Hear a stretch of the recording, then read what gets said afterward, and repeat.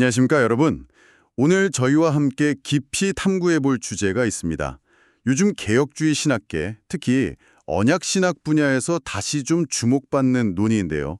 바로 율법과 복음을 어떻게 구분하고 이해할 것인가 하는 문제입니다. 특히 이게 전통적인 행위 언약과 은혜 언약이라는 틀과 어떤 관계인지, 혹자는 이 둘이 좀 대립하는 것처럼 보기도 하거든요. 과연 그럴까요? 네, 아주 중요한 질문이죠. 오늘 이 문제를 풀어가는데 길잡이가 되어줄 자료는요. 마이클 호튼 박사님의 글입니다. 2002년 웨스트민스터 신학저널에 실린 율법, 복음, 그리고 언약, 새롭게 부상하는 몇 가지 반림명제 재평가라는 논문이죠. 네, 상당히 비중 있는 글입니다. 그래서 이번 탐구의 저희 미션은 이겁니다. 호튼 박사님의 논증을 차근차근 따라가면서 한번 확인해 보는 거예요. 역사적인 개혁주의 언약신학이 사실은 이 율법과 복음에 대한 깊은 고민을 통해서 발전했다는 것. 그리고 이 둘이 서로 충돌한다는 생각은 혹시 오해가 아닐까 하는 점을 밝혀보는 거죠. 네, 맞습니다. 특히 웨스트민스터 신앙고백서나 하이델베르크 요리문답 같은 이런 신앙고백 전통에 익숙하신 우리 신학생 청취자분들께는 더 흥미로운 시간이 될 것 같습니다. 자, 그럼 호튼 박사님이 제시하는 문제의 핵심부터 한번 짚어볼까요? 현재 어떤 논쟁이 벌어지고 있는 상황인가요? 네, 호트는 크게 두 가지 입장이 좀 대립하고 있다고 설명합니다.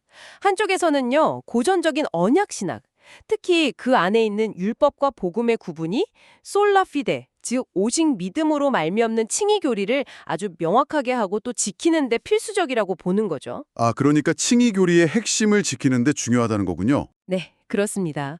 그리고 더 나아가서 이 관점은 언약 신학이 칭의뿐만 아니라 성화라던가 또 그리스도와의 연합 같은 구원의 다른 풍성한 측면들을 아주 통합적으로 이해하게 돕는다고 강조합니다. 뭐랄까 구원을 단순히 법정적인 사건이냐 아니면 관계적인 사건이냐 이렇게 양자택일할 필요 없이 언약 안에서 이 모든 게 함께 간다는 거예요. 네, 통합적으로 본다는 점이 중요하겠네요. 그렇죠. 그런데 다른 한편에는 이런 고전적인 입장이 너무 루터교적인 율법 복음 구분에 치우친 거 아니냐 이렇게 비판하는 목소리가 있다는 겁니다. 이분들은 이게 성경 자체보다는 어떤 특정 신학적 틀에 좀 갇혀 있다고 보면서요. 대신 언약 자체의 역동성, 그러니까 하나님의 주권적인 주도와 인간의 순종적인 반응, 이 양면성을 강조하는 개혁주의 언약적 대안을 제시하려고 합니다. 아, 언약 자체의 역동성이요? 네. 이걸 통해서 율법주의, 즉 행위만 너무 강조하는 경향과 또 무율법주의, 율법을 완전히 무시하는 경향, 이 양극단을 모두 피할 수 있다고 주장을 하죠. 그런데 문제는 이 과정에서 때로는 율법 복음 대 언약, 혹은 조직 신학 대 성경 신학 같은 식으로 좀 잘못된 대립 구도를 설정하는 경향이 있다는 겁니다. 아, 그러니까 핵심적인 긴장 혹은 질문은 이거겠네요. 이 율법과 복음을 구분해서 해석하는 방식이 역사적인 개혁주의 언약신학에 원래부터 있던 아주 핵심적인 요소인가, 아니면 나중에 좀 덧붙여진 외래적인 요소인가. 호트는 전자가 맞다. 이게 원래부터 필수적이었다고 주장하는 거고요. 정확합니다. 호터는 바로 이 율법 복음 구분이 외부에서 온 어떤 이질적인 요소가 아니라 개혁주의 언약 신학이 형성되고 발전하는 데에 정말 필수불가결했다는 것을 역사적인 증거들을 통해서 보여주려고 하는 거죠. 흥미롭네요. 자, 이걸 한번 파헤쳐 봅시다. 네, 그럼 역사를 좀 거슬러 올라가 볼까요? 초기 개혁주의 신학자들은 이 문제를 어떻게 다루었는지 대륙 쪽부터 시작해 볼까요? 예를 들어 하이델베르크 요리문답 같은 쪽은 어땠습니까? 네, 좋습니다. 하이델베르크 요리문답의 공저자 중 한 명인 우르시누스를 보면요. 아주 분명해요. 자신의 요리문답 주석 서문에서부터 교회의 교리는 율법과 복음이다. 이렇게 딱 못을 박습니다. 아예 처음부터요? 네, 율법은 우리가 죄인임을 깨닫게 해서 그리스도께로 인도하는 몽학선생 역할을 하고 복음은 바로 그 그리스도와 그분이 이루신 구원을 제시한다. 이렇게 설명하죠. 이건 당시 루터교와도 공유하던 아주 기본적인 가르침이었습니다. 그렇군요. 그리고 칼빈의 후계자인 베자 역시 마찬가지입니다. 그는 심지어 율법과 복음을 구분하지 못하는 무지가 기독교를 부패시키는 주된 원인 중 하나다. 이렇게 아주 강력하게 경고하기까지 했어요. 와, 굉장히 강한 표현이네요. 그렇죠. 단순한 신학적 세부 사항이 아니라 이건 기독교 신앙의 근간을 흔들 수 있는 문제다. 이렇게 본 거죠. 제2 스위스 신앙 고백서 같은 다른 주요 신앙 고백서들도 역시 율법, 즉 하나님의 진노와 저주를 보여주는 것과 복음, 즉 하나님의 은혜와 축복을 보여주는 것을 명확하게 대조하고 있습니다. 네. 단순히 율법과 복음을 구분하는 것을 넘어서 그럼 소위 행위 언약이라는 개념은 이 그림 안에서 어떤 역할을 했나요? 초기 개혁주의자들은 이걸 어떻게 연결했습니까? 이게 아주 중요한 지점인데요. 예를 들어 마스트리흐트 같은 후대의 정통주의 신학자는요. 복음을 마치 그냥 새로운 종류의 율법처럼 여기려는 시도를 아주 강하게 경계했습니다. 그러면서 그는 이 행위 언약 개념이 왜 필요한지를 설명하는데요. 아담 안에서 모든 인류가 실패했다는 원죄 개념, 그리고 왜 그리스도께서 율법을 완벽하게 순종하시고 또 그 저주를 대신 받으셔야만 했는지를 이해하려면 하나님께서 처음 아담과 맺으셨던 이 행위 언약을 전제해야 한다는 겁니다. 그러니까 행위 언약이 있어야 원죄나 그리스도의 속죄 사역이 설명된다는 거군요. 네, 그렇죠. 로마서나 갈라디아서에서 바울이 행위가 아닌 믿음으로 의롭게 된다고 강조하는 것도 결국 이 행위 언약의 요구를 인간 스스로는 도저히 만족시킬 수 없다는 사실을 배경에 깔고 있다는 겁니다. 네, 이해가 됩니다. 그리고 하이델베르크 요리문답의 또 다른 저자인 올레비아누스는요. 에덴 동산에서의 첫 언약, 그 금지 명령 속에 이미 율법 전체의 본질, 다시 말해 하나님 사랑과 이웃 사랑이라는 그 요구가 다 담겨 있었다고 보았습니다.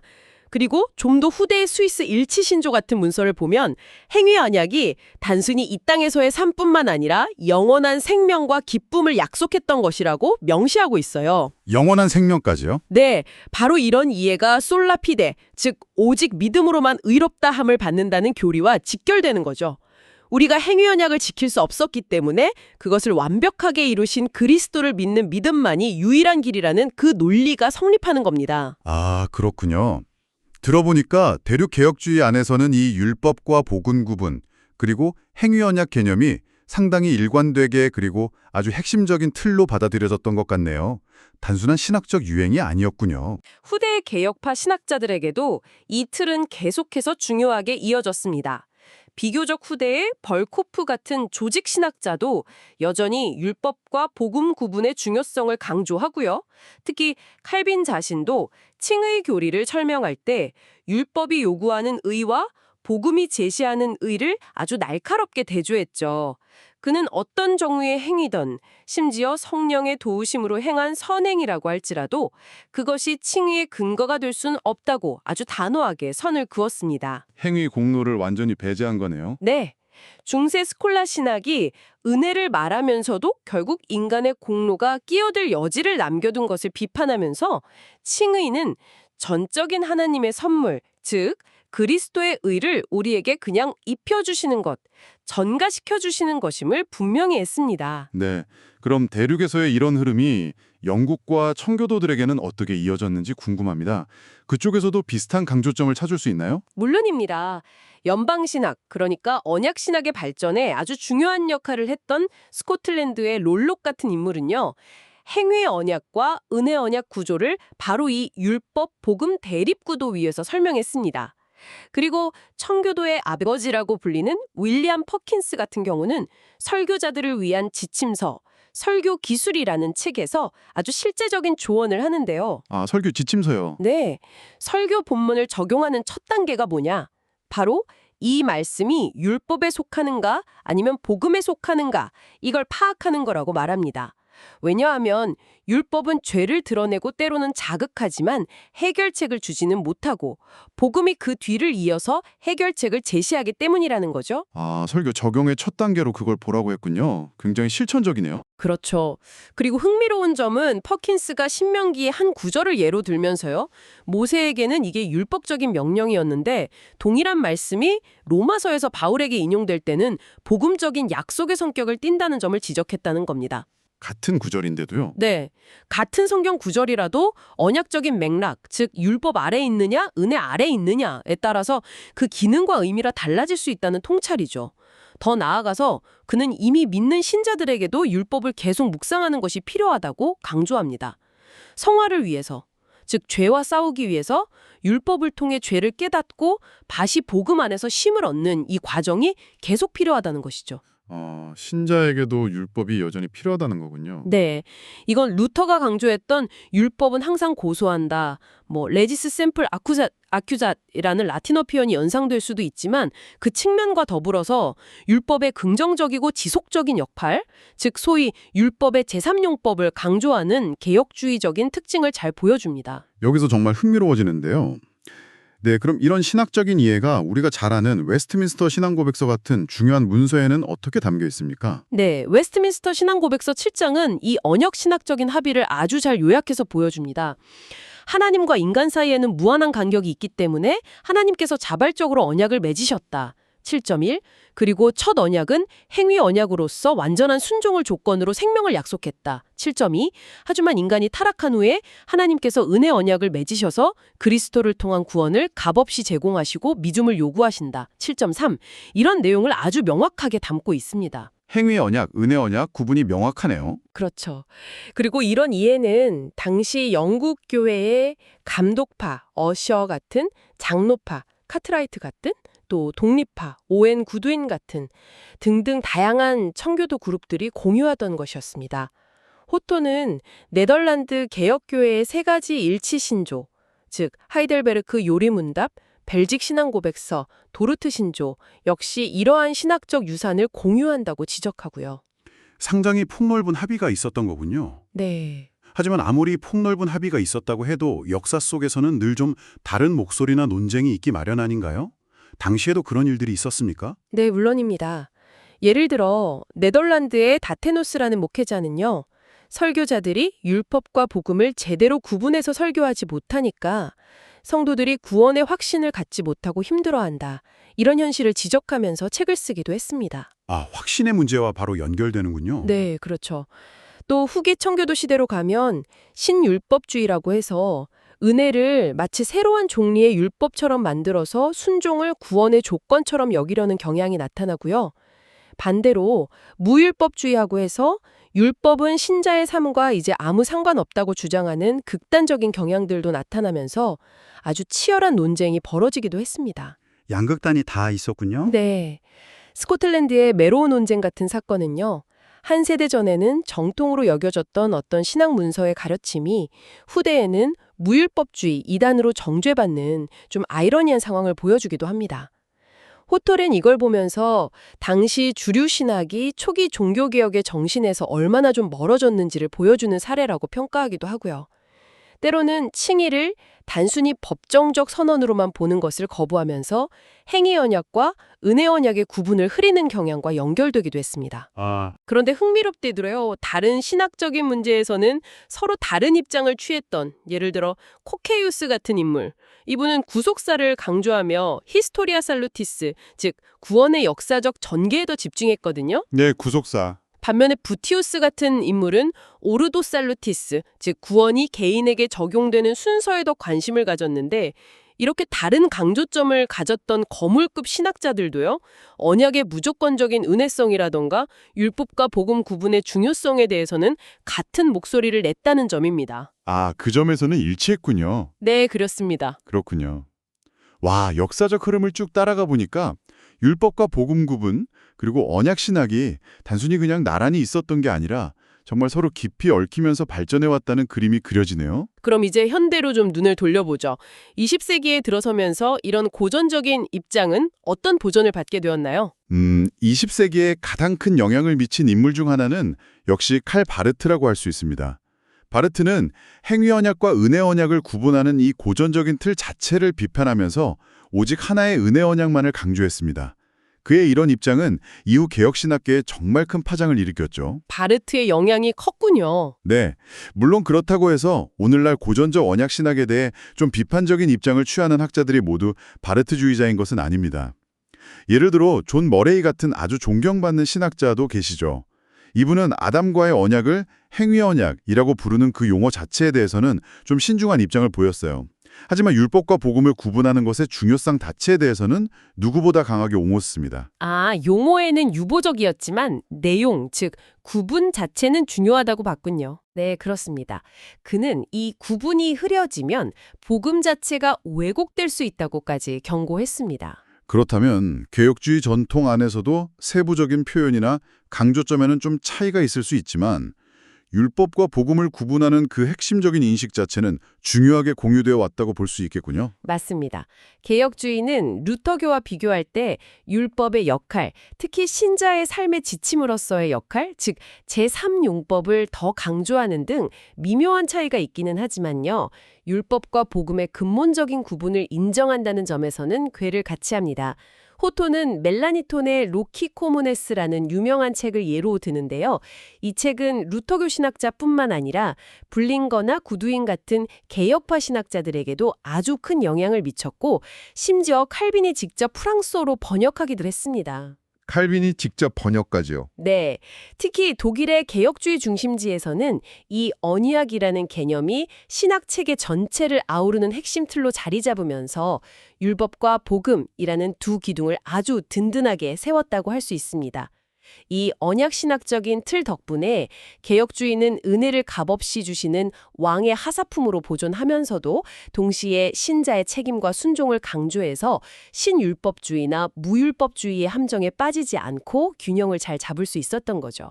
그래서 이 모든 것이 무엇을 의미할까요? 네, 지금까지 호톤의 논증을 따라서 역사적 신학적 맥락을 쭉 짚어봤습니다. 이제 이 고전적인 율법복음 구분과 행여운의 언약 틀이 가진 장점과 또 약점, 그리고 아마 우리 신학생 청취자분들께 실질적으로 와닿을 목회적인 함의는 무엇인지 정리해 볼 시간인 것 같습니다. 먼저 이 고전적 공식이 갖는 강점, 뭐라고 요약할 수 있을까요? 네, 호튼의 논의를 바탕으로 세 가지 강점을 꼽아 볼 수 있겠습니다. 첫째는 통합성입니다. 이 틀은 칭의, 성화, 그리스도와의 연합 같은 구원의 다양한 측면들을 분리하지 않고 하나의 큰 그림 안에서 이해하도록 돕습니다. 구원을 단편적으로 보지 않게 하는 거죠. 네, 통합성 중요하죠. 둘째는 해석학적 풍부함입니다. 성경에는 율법과 복음, 구약과 신약, 때로는 바울과 야고보서처럼 좀 긴장관지처럼 보이는 내용들이 공존하잖아요. 그렇죠. 이 틀은 이런 다양한 성경 자료들을 조화롭게 해석하고 적용할 수 있는 아주 정교한 도구를 제공한다는 겁니다. 성경 해석의 틀로서 유용하다는 거군요. 네, 그리고 셋째는 신학적 균형입니다. 앞서도 잠깐 언급했지만 한쪽으로는 행위를 구원의 조건처럼 만드는 율법주의나 신율법주의로 흐르는 것을 막아주고요. 다른 한쪽으로는 율법의 모든 권위를 부정하는 무율법주의로 빠지는 것을 경계하는 그런 안전장치 역할을 한다는 겁니다. 네, 세 가지 강점, 통합성, 해석학적 풍부함, 신학적 균형 잘 정리해 주셨습니다. 하지만 동시에 호튼 자신도 인정하듯이 이 틀이 가진 잠재적인 약점이나 좀 논쟁이 될 만한 지점들도 있을 텐데요. 어떤 점들을 지적할 수 있을까요? 네, 뭐 약점이라기보다는 좀 주의해야 할 지점들이라고 하는 게 더 맞을 것 같은데요. 역시 세 가지 정도로 정리해 볼 수 있습니다. 첫째는 오해 가능성입니다. 이 구분이라는 게 때로는 너무 단순화되거나 왜곡되어서 율법 대 복음, 조직신학 대 성경신학 같은 좀 인위적인 대립구도를 만들어낼 위험이 있다는 거죠. 본래 의도와 다르게 사용될 수 있다는 점입니다. 아, 잘못된 이분법으로 흐를 수 있다. 거나 잘못 적용되어서 신학적인 혼란과 분열을 야기했던 그런 사례들이 실제로 존재한다는 거죠. 메로우 논쟁 같은 경우가 대표적이고요. 네, 그런 사례들이 있었죠. 셋째는 현대적 비판 대상이라는 점입니다. 바르트의 근본적인 문제 제기라던가 아니면 머레이의 용어에 대한 신중론처럼 현대 신학의 관점에서 볼 때 이 고전적 공식은 여전히 비판적인 성찰과 재해석의 대상이 되고 있다는 겁니다. 그냥 과거의 유산을 무비판적으로 수용할 수만은 없다는 점이죠. 네, 그렇군요. 강점과 약점 혹은 주의할 점을 균형 있게 인식하는 것이 중요하겠습니다. 자, 마지막으로 아마 우리 신학생 청취자분들께 가장 중요한 질문일 텐데요. 이 다소 이론적으로 보이는 논의가 실제 목회 현장에서는 어떤 의미를 가질까요? 목회적인 시사점은 무엇일까요? 네, 이것도 세 가지로 한번 요약해 보겠습니다. 첫째는 구원의 확신의 기초라는 점입니다. 율법과 복음을 명확히 구분하는 것은 성도들이 하나님의 값없는 은혜에 근거한 참된 위로와 구원의 확신을 누리는데 정말 결정적입니다. 만약 이 둘이 혼동되면 성도들은 끊임없이 자신의 행위를 돌아보면서 불안해하거나 혹은 반대로 값싼 은혜에 머무를 위험이 있죠. 확신 문제와 직결되는군요. 아까 다테뉴스의 이야기도 있었고요. 네, 맞습니다. 둘째는 설교의 지침이 된다는 겁니다. 목회자는 설교를 통해서 죄를 깨닫게 하고 그리스도께로 인도하는 율법의 기능과 또 그리스도를 제시하고 믿음을 불러일으키며 위로하는 복음의 기능을 모두 선포해야 합니다. 회심을 위해서뿐만 아니라 이미 믿는 신자들의 성화를 위해서도 이 둘은 모두 필요하다는 거죠. 율법 설교는 이제 신자에게는 필요 없다고 생각하는 것은 큰 오해입니다. 율법과 복음 둘 다 설교해야 한다. 네. 셋째는 그리스도인의 삶의 틀을 제공한다는 점입니다. 은혜 언약 아래 있는 신자에게 율법은 더 이상 정죄의 수단이 아니죠. 대신 감사함으로 따라야 할 삶의 규범, 즉 율법의 제3용법이 됩니다. 이 점을 분명히 할 때 신자들은 율법주의의 부담감 없이 자발적이고 기쁜 마음으로 순종하는 삶을 살아갈 수 있는 아주 건강한 틀을 갖게 되는 겁니다. 네, 목회적으로도 아주 중요한 함의들이네요. 잘 알겠습니다. 오늘 마이클 호튼의 글을 통해서 우리는 율법과 복음의 구분이 역사적으로나 신학적으로 개혁주의 언약신학의 낯선 요소가 아니라 오히려 그 중심을 이루는 핵심적인 부분이었음을 확인했습니다. 우르시누스, 베자, 칼빈, 퍼킨스 같은 주요 인물들과 웨스트민스터 신앙고백서 같은 중요한 신앙고백서들이 이를 증언하고 있었습니다. 네, 그렇죠. 호튼이 마지막으로 던지는 메시지는 아마 이것일 겁니다. 어떤 신학적 전통을 평가하거나 수정하려고 할 때 먼저 그 전통이 원래 무엇을 말하려고 했는지 정확하게 이해하는 것이 중요하다는 것입니다. 오늘 우리가 살펴본 그 신학자들은 그들 나름대로 정말 성경을 깊이 연구하고 씨름하면서 신학을 정립하려고 애썼다는 점을 기억할 필요가 있겠습니다. 네, 전통에 대한 깊은 이해가 선행되어야 한다는 말씀이시군요. 오늘 탐구를 마무리하면서 청취자 여러분 각자에게 생각해볼 질문을 하나 남기고 싶습니다. 호트는 고전적 관점이 칭의와 성화를, 행위 언약을 성취하신 우리의 대표자 그리스도와의 연합 안에서 통합적으로 이해한다고 말했습니다. 만약 오늘날 일부 주장처럼 율법과 복음의 구분이 좀 흐려지거나 행위 언약과 은혜 언약이라는 틀 자체가 약화된다면 그것이 과연 그리스도께서 우리를 위해 for us로 십자가에서 이루신 그 객관적인 사역과 또 성령으로 통해 우리 안에서 이너스로 이루시는 주관적인 사역, 특히 이 둘을 연결하는 그리스도와의 연합이라는 그 풍성한 진리를 이해하는 데 어떤 영향을 미치게 될까요? 한번 깊이 고민해 보시면 좋겠습니다. 이것으로 오늘의 심층 탐구를 마칩니다. 함께해 주셔서 감사합니다.